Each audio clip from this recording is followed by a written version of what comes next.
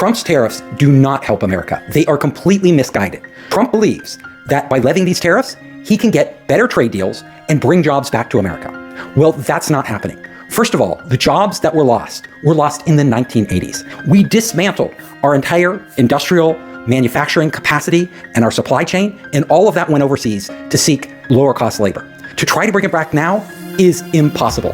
Look at what the wages are. In the United States, a typical manufacturing job, $25 to $30 an hour. In Southeast Asia, China, it ranges from $1 to $3. There is no way to compete. You would need tariffs so high that trade would be virtually impossible to force companies into the US market. And even then, we've entirely dismantled our supply chain. So that supply chain and everything it encompasses would take a decade or two to rebuild. So all these trade wars are doing is causing confusion and chaos in the markets. It's hurting entrepreneurs, it's hurting corporations, it's hurting governments, it's hurting the consumer.